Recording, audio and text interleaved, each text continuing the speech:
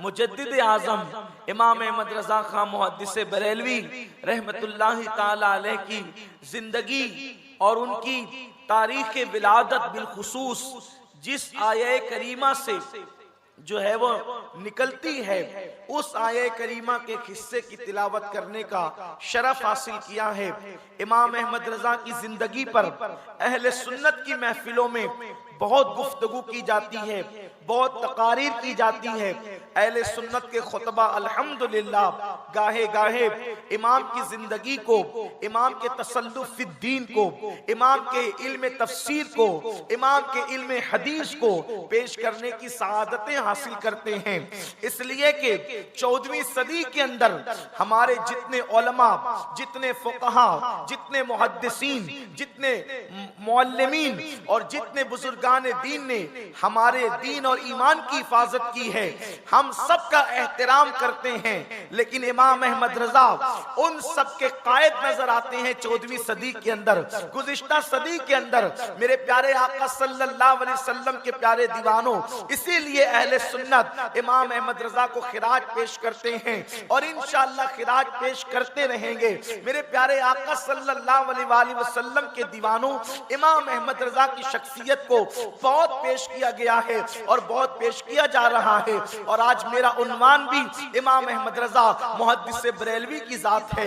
मेरे प्यारे आका सल्लल्लाहु अलैहि वसल्लम के दीवानों, इमाम अहमद रजा के हवाले से बहुत सारी गलत फहमियां भी फैलाई गई है। बहुत सारे लोग ये कहते हैं कि उन्होंने बिदात को फरोग दिया है। बहुत सारे लोग कहते हैं कि माज़अल्लाह वो तो अंग्रेजों के एजेंट थे। बहुत सारे लोग कहते हैं कि वो तो बहुत लड़ाकू थे, वो तो बहुत झगड़ालू थे। लेकिन आइए आज की इस महफिल में अल्लाह की तौफीक से उनकी जिंदगी के कुछ गोशे पेश करने की सआदत हासिल करेंगे और अवाम की अदालत में ये फैसला रख छोड़ेंगे कि इमाम अहमद रजा कौन थे। क्या वो वाकई अंग्रेजों के एजेंट थे या अंग्रेजों के एजेंटों की उन्होंने जड़ें काटी है। अल्लाह अकबर। आइए हम गैर जानिबदाराना तौर पर हवालों के साथ इमाम की जिंदगी को पेश करेंगे।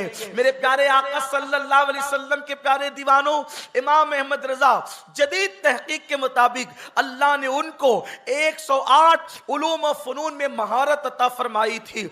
आप देख लें, अल्लाह अकबर, 14वीं सदी के अंदर किसी यूनिवर्सिटी का प्रिंसिपल भी आपको इस कदर बासलाहियत ना मिलेगा जो सलाहियत अल्लाह ने इमाम अहमद रजा को अता फरमाई थी। 108 उलूम और फनून के अंदर एक बात होती है, उलूम और फनून का जानना और होता है और उलूम और फनून के अंदर महारत हासिल करना और होता है। इसलिए कि जानने वाले तो दौर में बहुत होते हैं, लेकिन उसमें महारत हासिल करने वाले जो है वो चीदा चीदा लोग होते हैं। मेरे प्यारे आका सल्लल्लाहु अलैहि वसल्लम के प्यारे दीवानों, इमाम अहमद रजा इल्म हदीस में माहिर नजर आते हैं। इमाम अहमद रजा इल्म फिक्र में माहिर नजर आते हैं। वो मुदब्बिर हैं, वो मुफस्सिर हैं, वो मुजद्दिद हैं, वो वक्त के साइंसदान हैं, वो अपने वक्त के इल्म माशियात के बहुत बड़े माहिर हैं, वो अपने वक्त के रियाजी दां हैं, वो अपने वक्त के अजीम ज्योग्राफी दां हैं, वो अपने वक्त के अजीम ज्योमेट्री के अजीम माहिर नजर आते हैं। वो सूफी भी है, इल्म तसव्वुफ में महारत भी रखते हैं। मेरे आका सल्लल्लाहु अलैहि वसल्लम के दीवानों, वो इस बला के शायर हैं कि जब लखनऊ के शोरा के सामने उनका कसीदा मिराजिया पहुंचा तो लखनऊ के शोरा ने कहा, जिनको अपनी उर्दू दानी पे नाज था, वो कहते हैं कि ये कलाम किसी मौलवी का नजर नहीं आता, ये कलाम किसी उर्दू दा का नजर आता है। इमाम अहमद रजा वो थे, वो इतने बुलंद पाए के शायर थे कि अल्लाह अकबर। मेरे प्यारे आका अलैहिस्सलाम के प्यारे दीवानों, लेकिन इमाम अहमद रजा को मुहद्दिस होने पे नाज नहीं था, मुफस्सिर होने पे नाज नहीं था, अदीब व खतीब होने पे नाज नहीं था। लोग कहते हैं इमाम अहमद रजा तकरीर नहीं करते थे, तकरीर न करना और बात है। इमाम अहले सुन्नत के बारे में ये बात कही जाती है कि इमाम अहमद रजा मुहद्दिस बरेलवी तकरीर नहीं करते थे, लेकिन इमाम अहमद रजा जब तकरीर करते थे तो एक एक उन्वान पर 6-6 घंटा तकरीर करते थे। इमाम अहले सुन्नत की शान ये है, वो बहुत बुलंद पाए खतीब, बहुत बुलंद पाए खतीब भी थे। इमाम अहले सुन्नत की शान ये है, वो अदीब भी हैं, वो खतीब भी हैं, अल्लाह अकबर, वो मुफस्सिर भी हैं, लेकिन उनको अपनी किसी चीज पर नाज नहीं है, ना खिताबत पर नाज है, ना इल्म अदब पर नाज है, ना अल्लाह अकबर इल्म हदीस पर नाज है, ना इल्म तफसीर पर नाज है। अगर इमाम अहमद रजा को नाज है तो अपने इश्क रसूल पर नाज है, अपनी मोहब्बत रसूल पर नाज है। मेरे प्यारे आका सल्लल्लाहु अलैहि वसल्लम के प्यारे दीवानों, अल्लाह तबारक व तआला ने उनके दिल में इश्क मुस्तफा ऐसा कूट कूट करके भरा था, इसलिए कि इल्म मदरसों से सीखा जा सकता है और तसव्वुफ खानकाहों से सीखा जा सकता है, लेकिन इश्क मुस्तफा जब तक अल्लाह किसी को चुन नहीं लेता उस वक्त तक के उसको इश्क रसूल अता नहीं करता।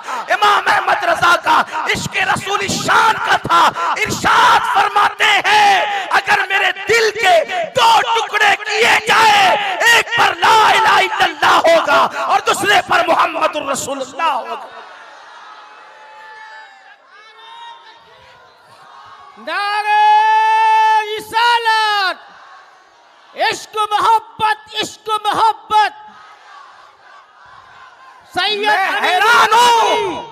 हैरान हूँ, मैं छोटा सा तालिब इल्म हूँ, मैंने दीवाने गालिब भी पढ़ा है, मैंने इकबाल को भी पढ़ा है, मैंने मीर को भी पढ़ा है, मैंने अल्लाह अकबर उर्फी को भी पढ़ा है, लेकिन एक बात कहना चाहता हूँ कि अल्लाह अल्लाह सुखाने नात के अंदर या सिनफे नात के अंदर इल्म रियाजी को, इल्म फिक को, इल्म ज्योमेट्री को कोई बयान करता नजर नहीं आता। अगर वो 14वीं सदी में बयान करता है तो इमाम अहमद रजा बयान करता। नात भी हो रही है, फिकी मसले भी बयान किए जा रहे हैं, नात भी हो रही है, ज्योमेट्री भी बयान की जा रही है। आओ देखो देखो, तवज्जो करें, अहले इल्म की तवज्जो चाहता हूँ। लोग इमाम अहमद रजा को समझते क्या हैं? मेरे इमाम ने एक कसीदा लिखा जिसको कसीदा मिराजिया कहते हैं। ये कसीदा मिराजिया उर्दू जबान का अजीम शाहकार है। आप अगर ऐसे खामोश सुनेंगे तो मैं इमाम को बयान नहीं करूंगा, इसलिए कि जब इश्क मोहब्बत का इमाम बयान हो रहा हो तो पूरी महफिल पर इश्क का रंग छा जाना चाहिए, पूरी महफिल इश्क के रंग में रंगना चाहिए। अरे जो उम्मते मोहम्मदिया के ईमान बचाने के लिए 22 घंटे जागता हो और सिर्फ 2 घंटे सोता हो, उसी को दुनिया इमाम अहमद रजा कहती है। इमाम अहमद रजा 22 घंटे जागने वाली जात का नाम है। आपको क्या पता, हमें क्या पता, बारगाह रिसालत से यूं ही लल्लू पंजुओं को इनाम नहीं मिलता। जब मुस्तफा करीम की बारगाह में किसी का खुलूस कबूल हो जाता है तब कहीं जाकर के इनाम अता किया जाता। हर अहरे गहरे नत्तू खैरों को बारगाह रिसालत में मर्तबे थोड़ी मिलते, और जिसको मर्तबा मिलता है फिर वो अहरा गहरा नहीं रह जाता। इमाम ने कसीदा मिराजिया लिखा। ये हमारी जमीन खानदेश की जमीन है, यहाँ शोरा बहुत है, मुशायरे बहुत होते हैं, उर्दू से लोगों को शगफ बहुत है। कसीदा मिराजिया जिसको लोग सही पढ़ भी नहीं पाते आज के दौर में, बहुत सारे अशार में लोगों को पढ़ने में मुगालता होता है। अल्लाह अकबर, ये कसीदा मिराजिया जो है दर्जनों अशार पर मुश्तमिल है। कसीदा मिराजिया तकरीबन 74 या 76 कमोबेश इसकी अशार हैं। और आप ध्यान से सुने, इमाम अहमद रजा कौन है?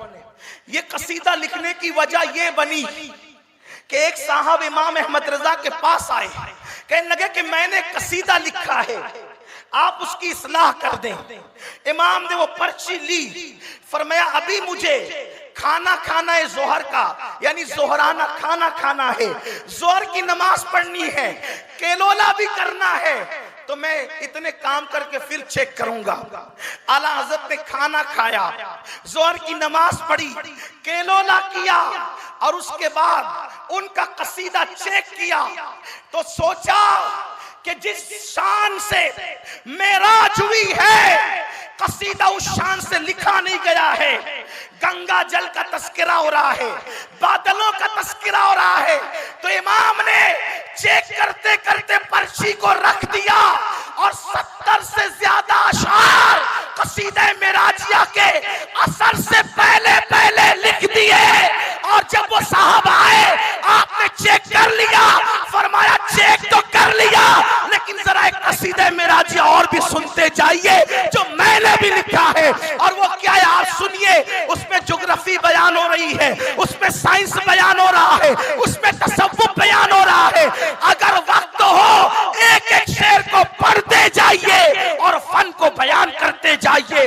आज ये इमाम कहते हैं वो सरवरे किश्वरे रिसालत जो अर्श पर जलवगर हुए थे। पीछे वालों को आवाज नहीं आ रही है क्या? समझ में नहीं आ रहा है कि इको की वजह से? अगर नहीं समझ में आ रहा तो बोलो ये इको कम करवा देते। समझ में नहीं आ रहा है? अगर आ रहा हो तो हाथ उठा के बताएं। आ रहा है तो आप चुप क्यों है? महबूब की बात हो रही है ना।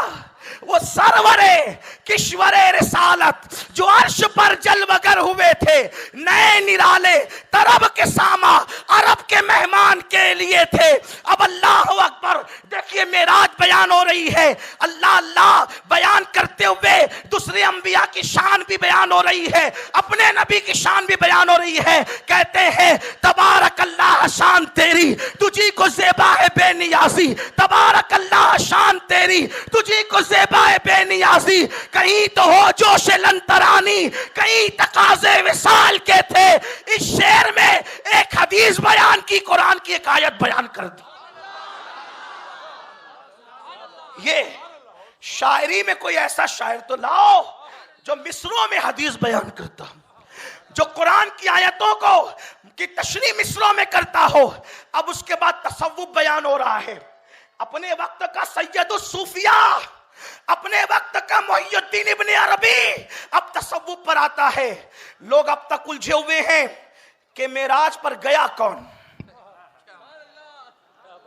तवज्जे, ये बातें बच्चों के सामने नहीं की जाती, और जो बड़े हो जाते हैं लेकिन कच्चे होते हैं उनके सामने भी नहीं की जाती।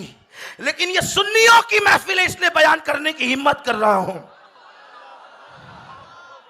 मेराज पर गया कौन? इसलिए कि निरा बशर खिला में बगैर ऑक्सीजन के नहीं जा सकता। जाएगा तो मर जाएगा। वो खला में नहीं गए, खला के ऊपर गए, आसमान पर गए, आसमान पर नहीं आसमानों पर गए।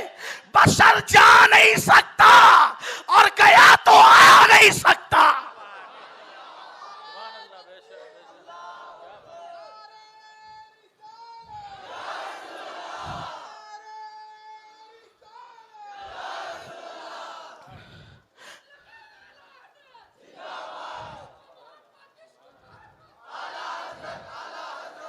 लोग कहते हैं यार वो तो सिर्फ एक मौलवी थे।